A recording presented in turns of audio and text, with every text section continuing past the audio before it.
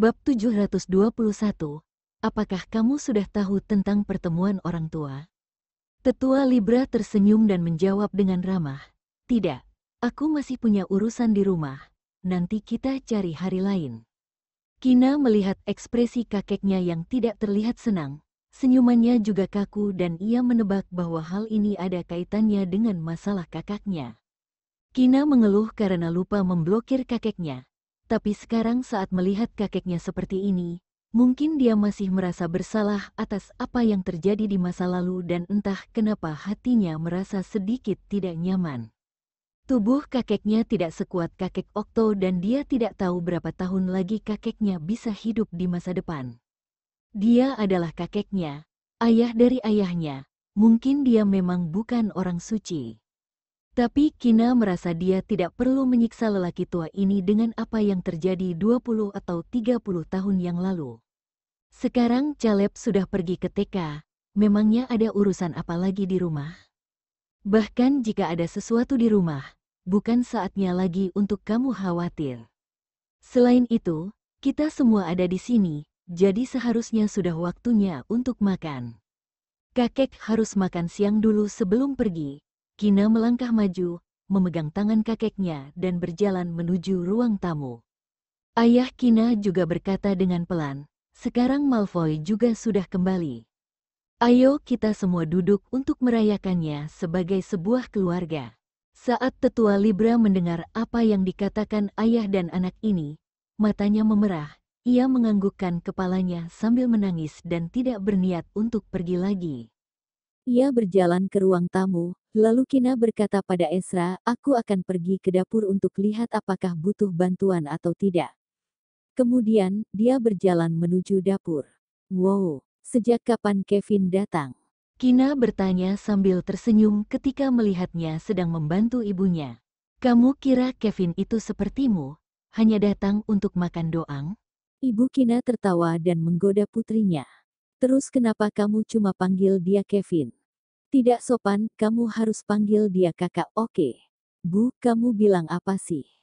Kamu ngomongnya pelan banget, aku tidak bisa dengar dengan jelas. Kina berkedip dan bertanya sambil pura-pura bingung. Dia telah memanggil Kevin selama bertahun-tahun dan sudah terbiasa, jadi rasanya aneh jika memintanya untuk mengubah panggilan pada Kevin dan memanggilnya kakak. Bagaimanapun, Kevin adalah saudara laki-lakinya. Ini adalah fakta yang tidak bisa diubah dan tidak akan berubah karena sebuah nama panggilan. Cik, aku mau tahu siapa yang ketika masih kecil menangis dan merengek padaku, dan memintaku untuk memberiku saudara laki-laki. Ibu Kina dengan sengaja mengejeknya. Memangnya siapa? Tanya Kina penasaran sambil memiringkan kepalanya. Ibu Kina memelototinya dan berhenti bicara. Gadis bodoh ini pura-pura tidak tahu. Saat melihat bahwa masakan yang baru saja matang ini adalah makanan kesukaannya, Kina langsung mengulurkan tangannya, tapi ibunya memukul punggung tangannya. Kakak, ibu pukul adikmu nih. Kina menutupi punggung tangannya dan mengeluh dengan sedih. Tapi dia tidak menyangka kalau Kevin tidak membantunya sama sekali. Bu, lain kali aku saja yang melakukannya. Kulit dan daging Kina itu tebal, tanganmu sakit kalau pukul dia. Kina mengangkat meja. Apakah Kevin sudah berubah jadi iblis pelindung ibunya? Sikapnya benar-benar berbeda dengan apa yang Kina bayangkan. Apa-apaan si iblis ini malah bersikap kejam pada adik perempuannya. Setelah punggung tangannya dipukul, Kina tidak berani lagi mengulurkan tangannya, lalu mencuci tangan hingga bersih dan membawakan makanan yang sudah matang. Di meja makan, tetua Libra tidak banyak bicara dan ketika dia makan, diam-diam dia menatap Kevin dari waktu ke waktu. Kevin sepertinya ingin mengatakan sesuatu tetapi menahannya. Pada akhirnya, tetua Libra tidak bisa menahan diri dan bertanya, Kevin, apa rencanamu untuk masa depanmu? Apa kamu pernah berpikir untuk kerja di rumah sakit lagi? Seolah takut yang lainnya salah paham, dia menjelaskan, aku tidak bermaksud ikut campur, cuma mau tanya kok. Saat ini aku tidak ada rencana untuk kerja. Jawab Kevin acuh tak acuh. Dengan gaya hidup dan pengeluarannya saat ini, bahkan jika dia tidak bekerja selama sisa hidupnya, dia tidak akan bisa menghabiskan semua tabungan di rekeningnya. Namun kalau nanti Kevin punya keluarganya sendiri di masa depan, mungkin dia akan mempertimbangkan untuk membuka rumah sakit, tapi karena tentu saja tidak ada yang akan mengelolanya, jadi Kevin pikir itu tidak mungkin. Duduk kembali sambil menunggu respon. Oh. Tetua Libra mengangguk dan tidak bertanya lagi. Tetua Libra ingin tinggal di rumah putranya, tapi pada akhirnya dia tidak bisa tinggal lebih lama dan pergi. Kevin memberitahu orang tuanya tentang rumah yang dia lihat dan sukai, lalu menjelaskan tentang lokasi dan lingkungan rumah itu pada orang tuanya, dan bilang kalau itu cocok untuk mencari ketenangan. Ibu Kina merasa bahwa tentu saja Kevin sudah menabung untuk mereka, jadi dia bisa mencari dan menemukan dua rumah yang bukan baru tapi juga bukan rumah tua, dan bilang kalau dia punya uang dan bisa memilih rumah dengan lingkungan dan lokasi yang lebih bagus. Kevin berbicara tentang tabungannya, yang punya lebih dari 10 digit dan mengatakan bahwa dia masih punya uang untuk beli rumah itu, jadi mereka tidak perlu membayarnya. Ibu Kina tidak menyangka kalau Kevin sangat kaya dan bahkan tabungan miliknya dan suaminya saja tidak sampai setengah dari milik Kevin. Jadi Ibu Kina tidak lagi bersikeras untuk membayar rumah itu sendiri. Saat melihat anaknya yang begitu tegas, tenang dan terkendali, Ibu Kina tidak perlu merasa khawatir.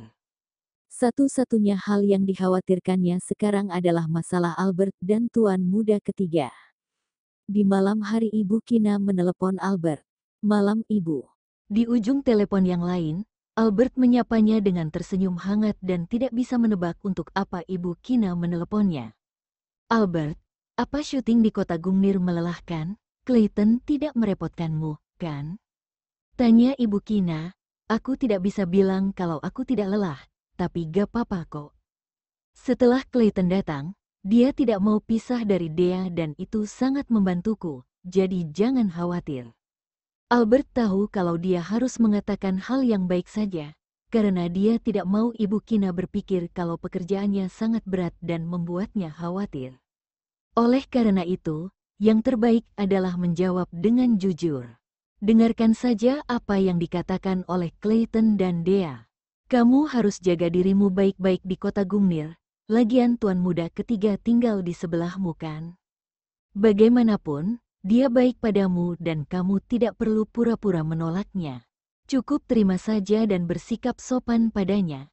Ibu Kina perlahan-lahan mengarahkan topik pembicaraan tentang Vito. Tapi Ibu Kina tidak tahu bahwa seseorang dengan licik sudah masuk ke rumah Albert, mengubah ruangan yang awalnya kamar tamu jadi ruang belajar, dan dengan cepat mengubahnya lagi jadi kamar untuk Clayton dan adiknya tempati, sementara Vito dengan liciknya tidur di kamar Albert. Aku tidak mau bersikap sopan padanya. Albert menjawabnya sambil tersenyum tipis. Senyum di matanya semakin terlihat ketika dia memikirkan pria yang mukanya lebih tebal dari tembok. Itu benar, lagian kalian juga akan menikah di masa depan. Kalau terlalu sopan, itu akan membuat kalian terlihat aneh. Kata Ibu Kina sambil tersenyum, lalu bertanya dengan ragu. By the way, apakah tuan muda ketiga memberitahumu tentang bahwa kamu datang ke rumah keluarga Okto untuk menemui orang tuanya? Jika dia sudah bilang sama kamu, kamu harus memikirkannya dengan serius. Kalau terlalu lama, mereka akan berpikir kamu sombong. Keluarga Okto sangat baik kok.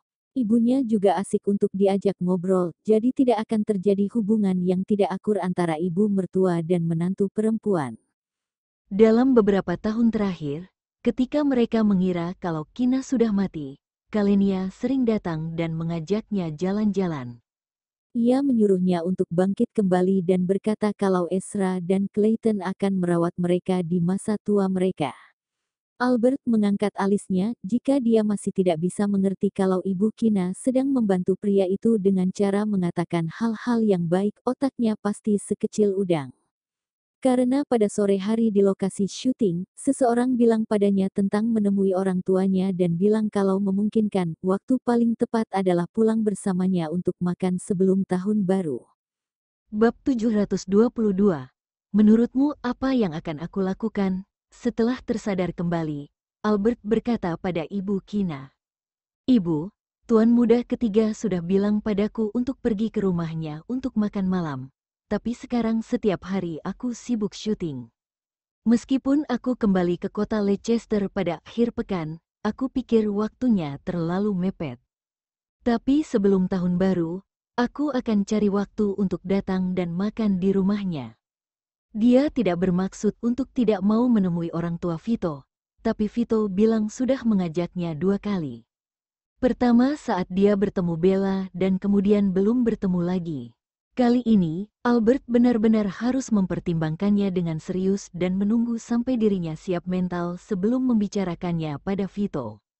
Setelah itu, Ibu Kina mengobrol dengannya sebentar sebelum menutup telepon. Rumah Albert punya 2 kamar dan 1 kamar tamu. Vito mengubah kamar tamu jadi ruang belajar dan kemudian mengubahnya lagi jadi kamar tamu untuk 2 anak kecil itu. Pada malam hari, biasanya dia kembali ke rumah miliknya untuk mengerjakan urusan KRC Internasional, sementara Tama sang pengasuh pindah dan tinggal di sana. Setiap kali Vito pergi bekerja di malam hari, Albert diam-diam mengambil ponsel cadangannya dan mengklik postingan pria kaya itu untuk melihat postingan hariannya, supaya Albert juga bisa tahu isi hatinya. Postingan harian terbaru hari ini, pria kaya itu mengatakan pada Berta untuk bertemu orang tuanya. Tapi akhir-akhir ini dia sangat sibuk bekerja dan Berta tidak langsung menyetujui. Pria kaya itu bertanya pada semua orang, kapan menurut mereka Berta akan pulang bersamanya untuk menemui orang tuanya? Apakah tidak apa-apa sebelum tahun baru? Netizen apa ada yang berpikiran sama denganku? Rasanya Berta belum setuju untuk ketemu orang tua pria kaya, jadi dia harus menahan diri. Netizen B, aku setuju sama komentar di atas. Tentu saja itu hal yang normal untuk pulang bersama suami, menemui orang tuanya saat tahun baru. Tapi apa yang terjadi di antara pria kaya dan Berta itu sangat romantis ya. Aduh, aku tunggu pria lokal bisa bawa pulang Berta saat tahun baru. Ketika itu terjadi, jangan lupa diposting hal romantis yang terjadi. Netizen C, bukannya pria kaya itu sangat pintar membodohi Berta? Terus membohonginya saja, aku yakin kamu bisa. Netizen D, lupakan saja, masih ada 40 hari sebelum tahun baru. Ketika aku masih kecil, aku tidak pernah berharap supaya tahun baru segera datang. Ketika Albert melihat komentar itu, banyak netizen yang mengatakan bahwa dia pasti akan kembali bersama Vito untuk menemui orang tuanya saat tahun baru. Sebuah ide tiba-tiba muncul di pikirannya. Banyak netizen yakin kalau dia akan datang untuk menemui orang tua Vito saat tahun baru, jadi dia tidak akan melakukannya. Tapi Albert langsung membatalkan ide itu. Netizen sudah seperti saksi perjalanan hubungan mereka.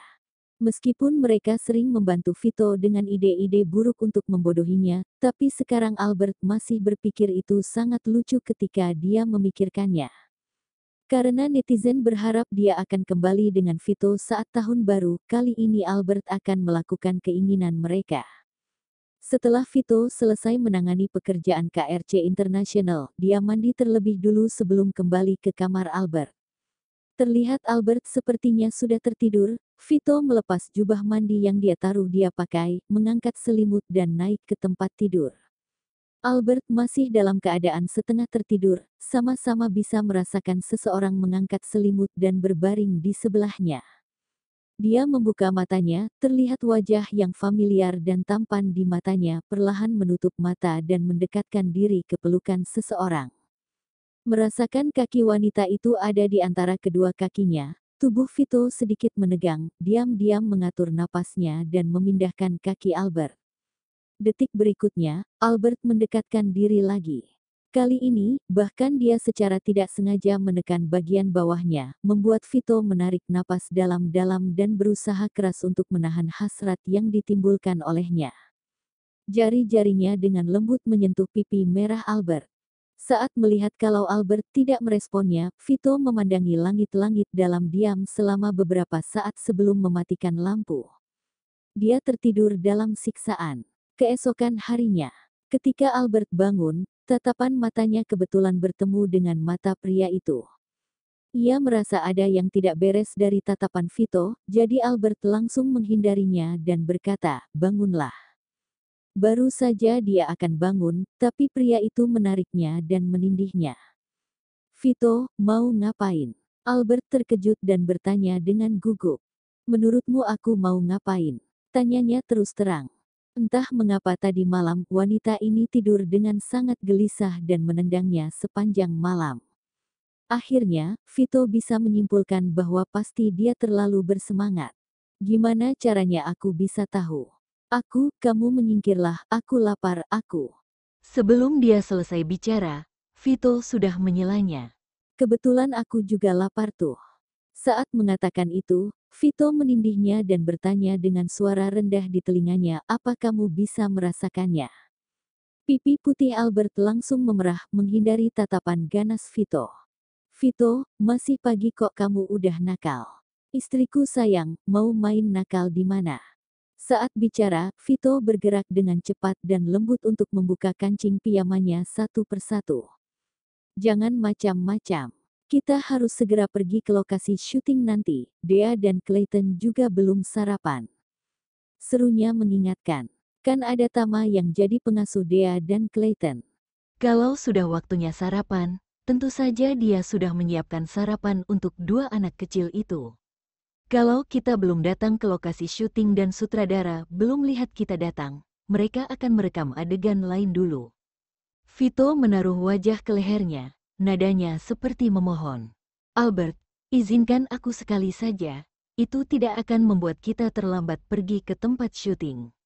Setiap hari dia pergi ke rumah sebelah untuk menyelesaikan pekerjaan KRC Internasional dan ketika kembali ke kamar, Albert sudah tidur. Vito bukan orang kejam yang akan memaksanya ketika dia sedang tidur. Dia adalah pria normal dan kuat.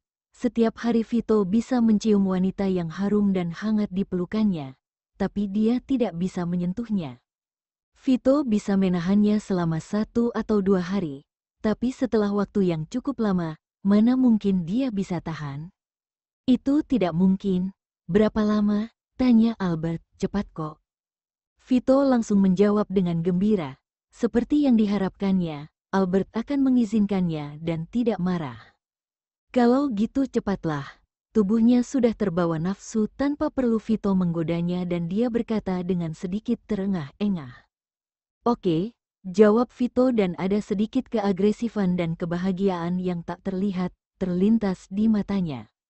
Albert tidak tahu ya, kalau puasa itu sangat menyakiti harga diri seorang pria dan sekarang menyuruhnya untuk cepat. Tidak akan, ditambah lagi Vito belum menyentuhnya selama beberapa hari, maka tidak mungkin dia akan melakukannya dengan cepat. Di luar, di restoran, Paman Tama, Dea sarapan dengan Kak Clayton. Soalnya Dedi sama Momi belum bangun. Momi dan Dedi itu orang tua pemalas. Dea mengomel sambil memakan sarapan dan minum susu yang Tama beli dari restoran hotel bintang 5. Tama tidak berani mengatakan hal-hal buruk tentang Presdir dan istrinya. Tapi dia bisa menebak bahwa tadi malam Presdirnya memiliki malam yang menyenangkan, makanya dia belum bangun juga. Tama tidak punya pilihan lain selain bilang, "Dea, Momi dan Dedi akan syuting di siang hari. Itu sangat melelahkan. Jadi mereka harus tidur agak lama sebelum lanjut syuting, supaya bisa beli lebih banyak baju cantik dan rok kecil untuk Dea." Clayton mendongak dan menatap Tama selama beberapa detik, seolah-olah membencinya karena sudah membohongi Dea. Tama merasa bersalah ketika melihat tatapannya dan langsung menundukkan kepalanya untuk makan dan tidak berani bicara lagi.